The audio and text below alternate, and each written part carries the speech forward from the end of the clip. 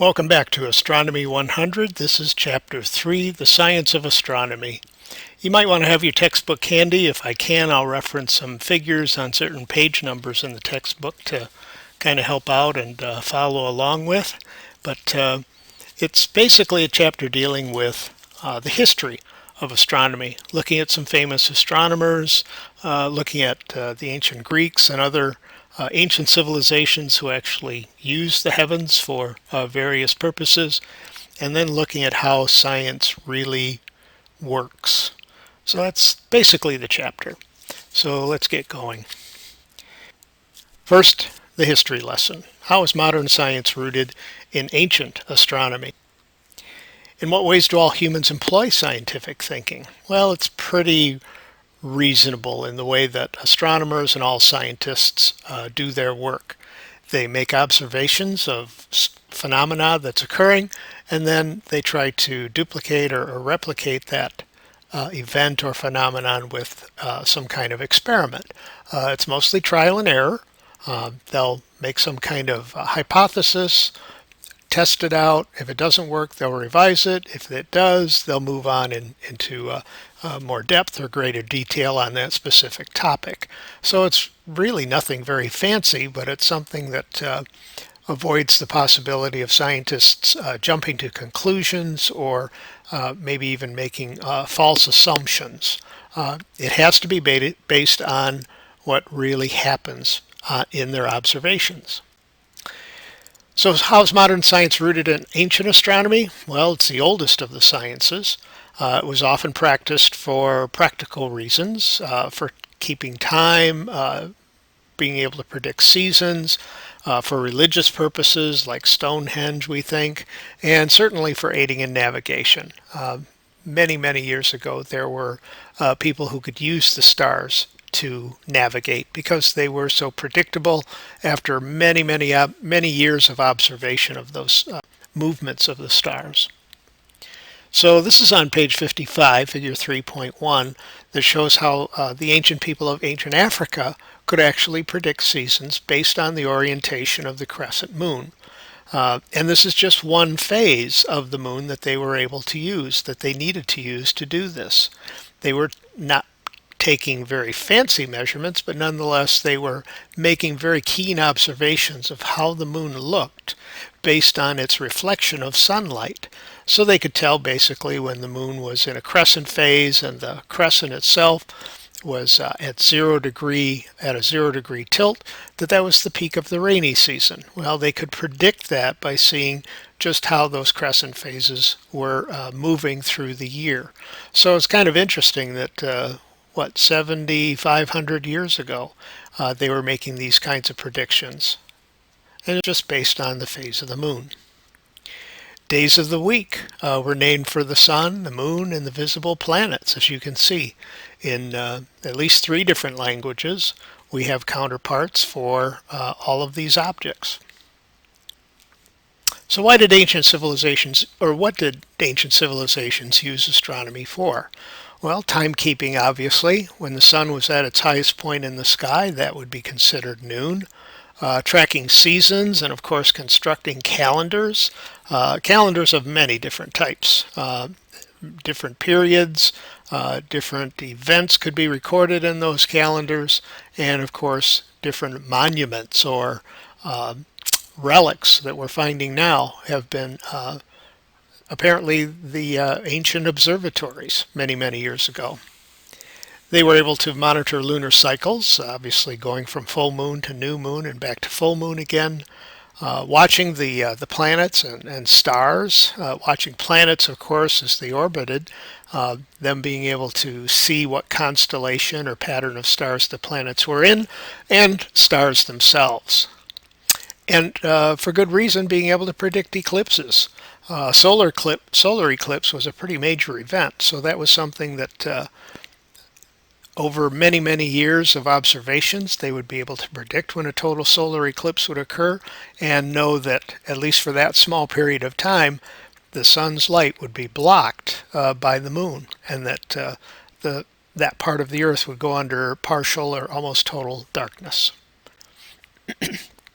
Here's an example of I guess what you might call an ancient observatory. It's on page 56, figure 3.2. The shadow is a timepiece. It's a way of telling time. So with the blocks that surround the obelisk, they were able to tell time using the one stone in the middle. Or in England, Stonehenge, a fascinating arrangement of stones, not only being able to predict seasons, but also eclipses in later years. So this is from 1550 BC, thousands of years ago, they were able to make those predictions, but after many, many observations. Here's Templo Mayor, a temple that in Mexico was able to make the same kinds of predictions and very, very accurately. Here's one in New Mexico, the Anasazis, aligning north and south, and from that being able to determine other directions and make other predictions. In the southwest United States, the sun dagger, as it's called, with sunlight streaming down onto these etched in circles in the rock, marks the beginning of summer. In Scotland, there's a stone circle where the moon rises as shown here every 18.6 years, and that appears to be the cycle that the moon goes through for its eclipses. So they were making those kinds of predictions 4,000 years ago. Here in Peru, a huge etching in the surface of the earth, apparently some aligned with stars. Machu Picchu in Peru, again, structures aligned with the different solstices, the summer solstice and the winter solstice specifically. And in the South Pacific, Polynesians were very good with celestial navigation. This is kind of a two-dimensional view of some stars in their sky. France, cave paintings suggesting how they were able to track different lunar phases. China, with the recording of a supernova explosion in 1400 BC, that today we can see the remnants of that supernova explosion. So what have we learned? Well, in what ways do all humans employ scientific thinking? Even in ancient times, they made observations. They took those observations and made predictions, and if they were wrong, they went back to the drawing board, made more observations, and eventually came up with a predictable model. So how did the Greeks explain planetary motion? Well, it's kind of interesting to think that a lot of our mathematics and science originated in the Middle East, but they had some misconceptions about some astronomical phenomenon. These are different places in Alexandria, the Library of Alexandria, where many artifacts, many recordings of what was going on in astronomy was kept.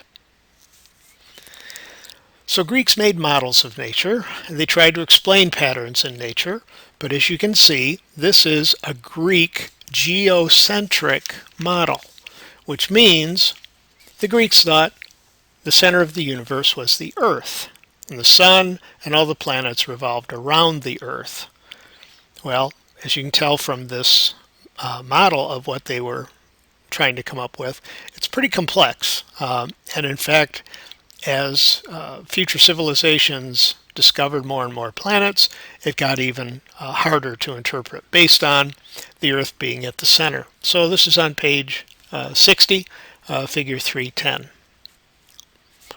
But there was someone called Eratosthenes who was able to accurately measure the Earth's circumference. He knew some geometry.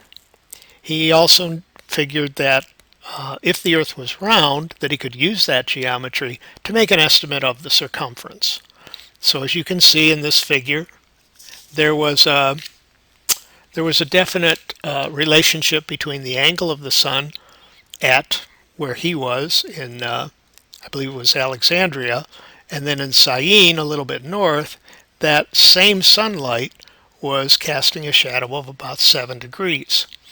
So using some laws of geometry here, he was able to take the distance between those two cities and multiply it by the proportion that 7 degrees makes with 360 degrees and came up with a pretty accurate measurement of the Earth's circumference, something I'm hoping we can do when we actually get back into class.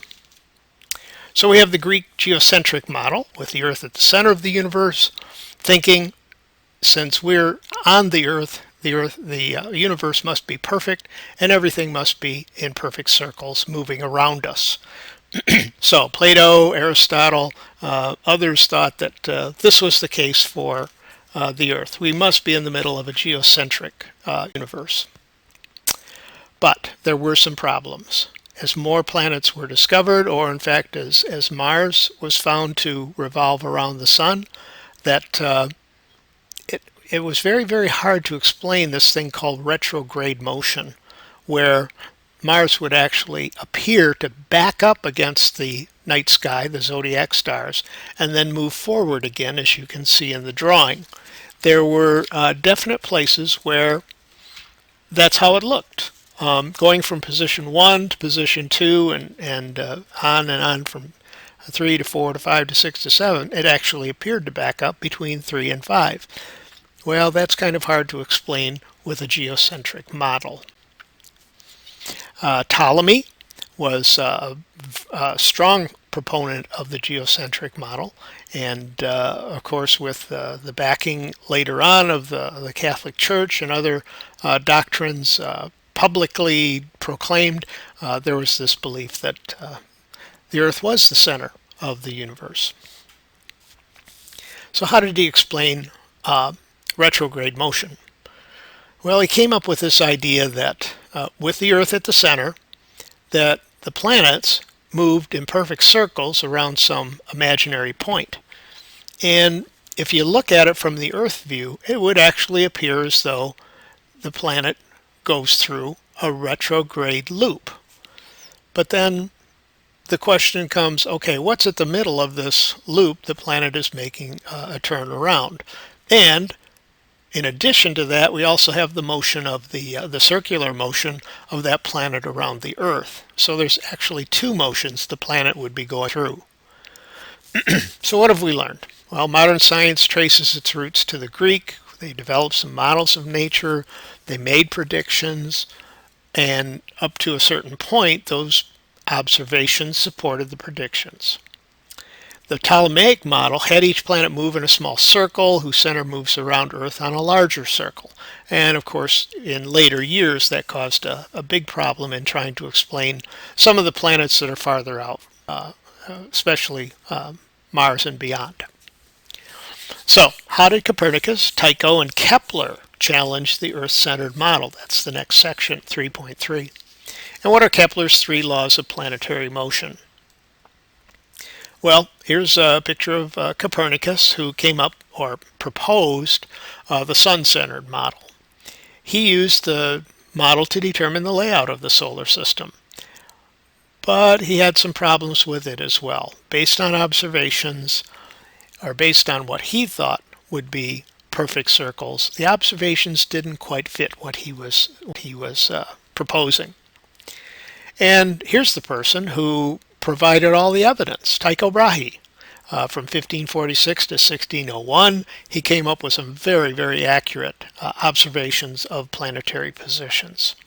He still couldn't detect stellar parallax, so he still thought the Earth must be at the center of the solar system, so he hired Kepler, who used his observations to discover what was really happening.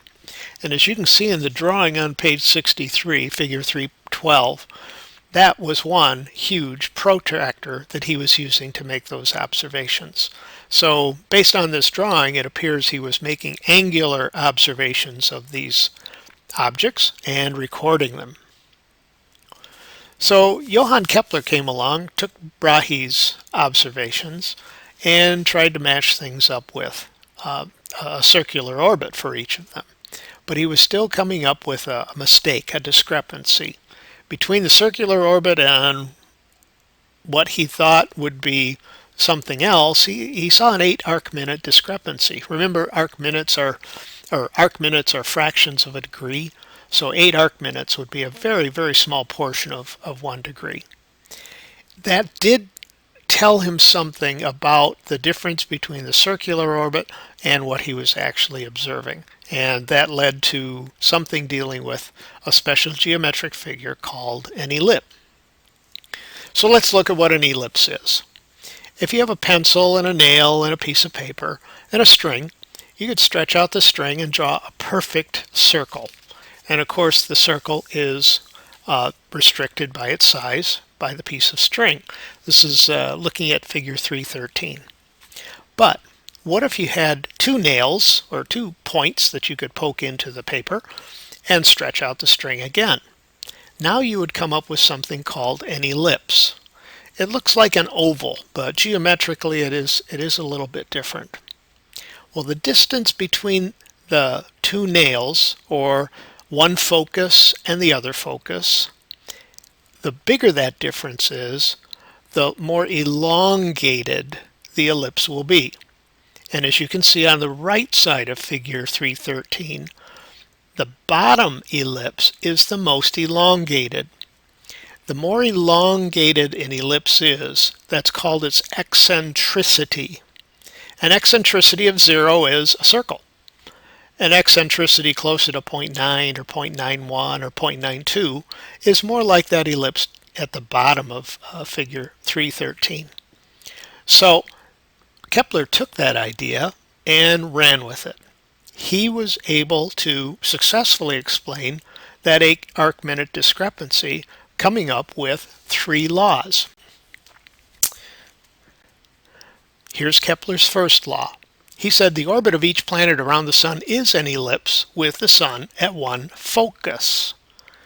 So there's really nothing at the other focus, but the geometric figure tended to match the observations that Tycho Brahe made, such that Kepler was able to accurately predict the motion of any planet around the sun.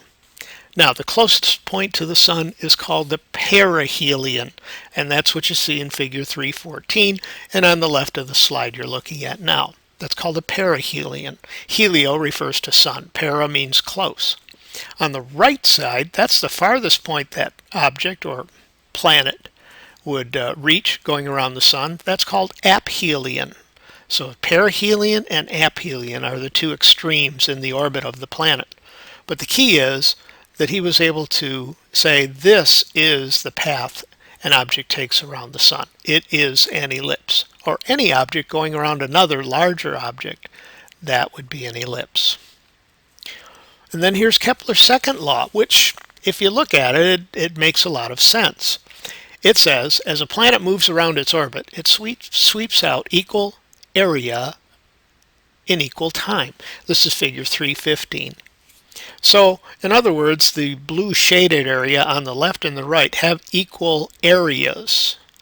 And so what you're looking at then is the area that the object, in this case probably a planet, moves, the area that it sweeps out in that particular time. And as a result, it means that the planet travels faster when it's near the sun and slower when it's farther from the sun. And you could probably guess that by the fact that if it's closer, it's going to move faster if it's going to avoid getting slammed into the sun, and slower when it's farther out. So that's Kepler's second law. Kepler's third law is a little more difficult to understand if you don't use the math, but let's take a look at it very quickly. Kepler said in his third law that the period of orbit of an object is directly proportional to the average distance from the sun in astronomical units. I know we haven't done much with astronomical units, but it basically comes down to this. The sun-Earth distance is 1 AU, 1 astronomical unit. And of course, all the other planets, the planets inside our orbit are going to be less than 1 AU. The planets outside our orbit are going to be greater than 1 AU. But the fact of the matter is, their period varies depending on the distance from the sun. So in some ways, you might say it's an extension of Kepler's second law. So Kepler's third law just says there's a relationship between how long it takes a planet to orbit the sun and its distance from the sun. You know the Earth takes 1 year, 1 Earth year, to orbit the sun. So how long should it take Mars?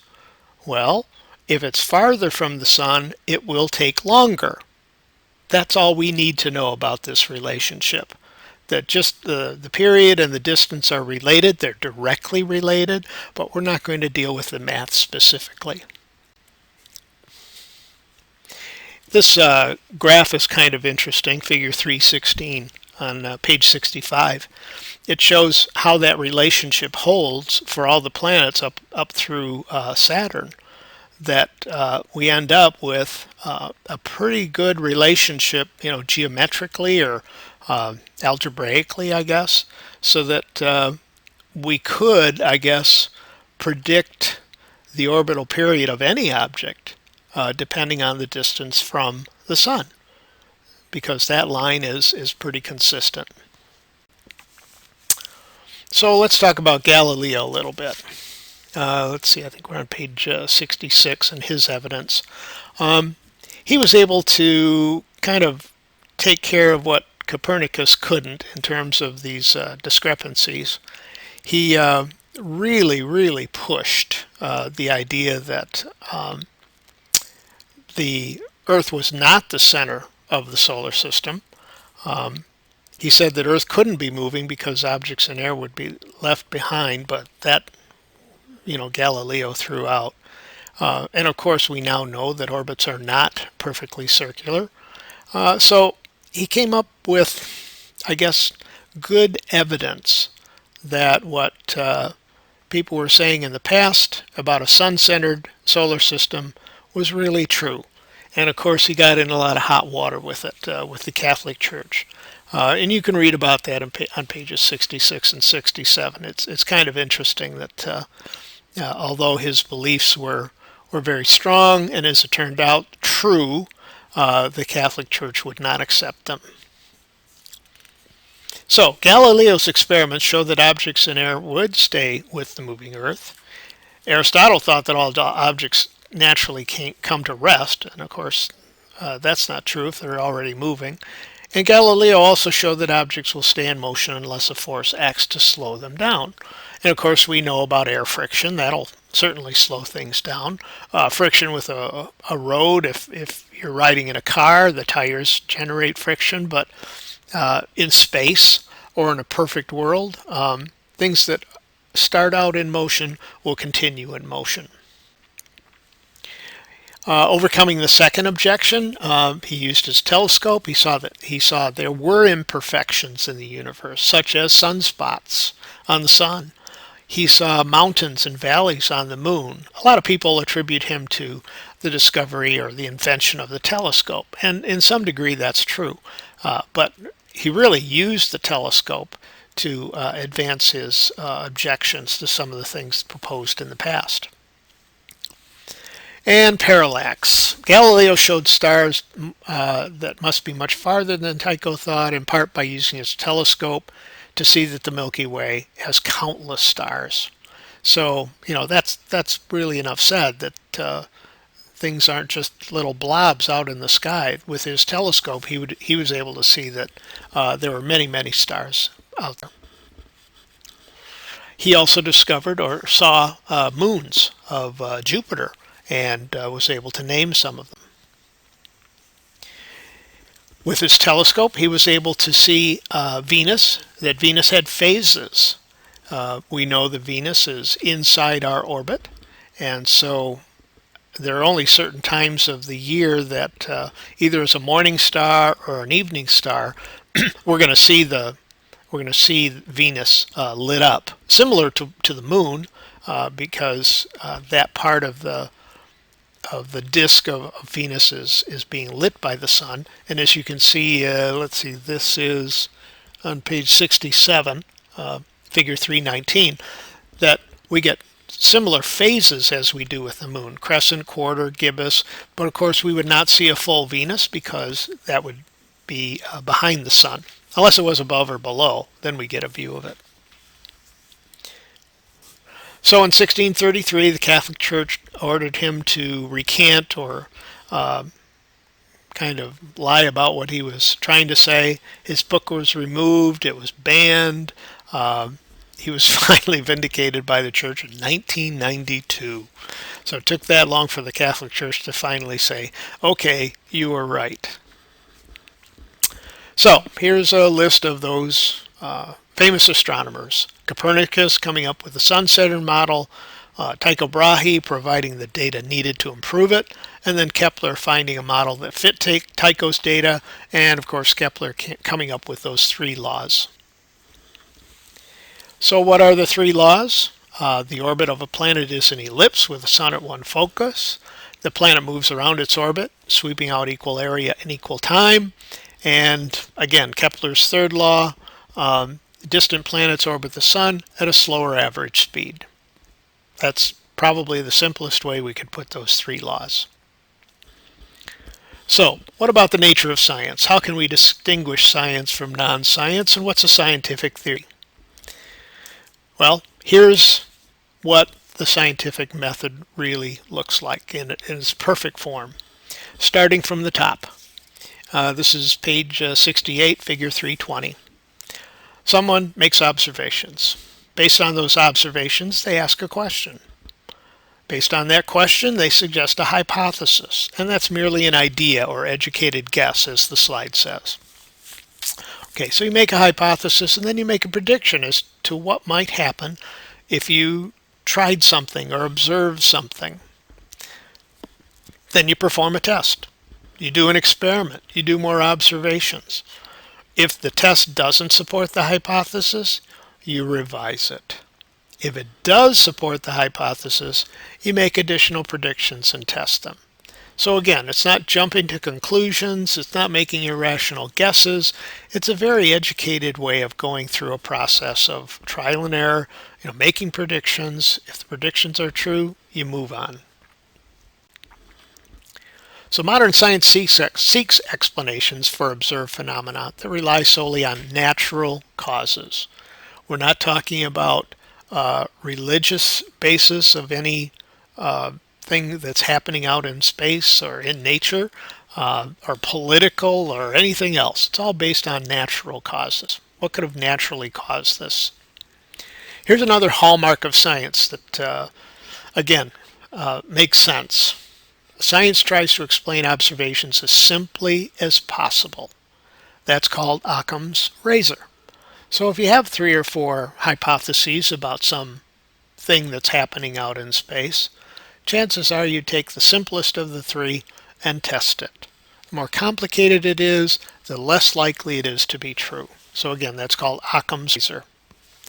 And then hallmark of science number 3, a scientific model must make testable predictions. Testable predictions. And it must force us to revise the model if the predictions don't agree with observations. Regardless of bias or prejudice, you have to change the model if it doesn't fit what you're seeing. So a scientific theory must explain a variety of observations with a few simple principles, Occam's razor. It must be supported by a large body of evidence and not have failed any crucial test of its validity. In other words, if it doesn't work once, that pretty much throws out the theory. If it works all the time, then we can consider it a scientific theory. So how can we distinguish science from non-science? Well, science tries to find explanations that rely solely on natural causes. It goes through a testing process, and hopefully that process can be retested or replicated many times. So a scientific theory is a model of a scientific idea, something that appears to be always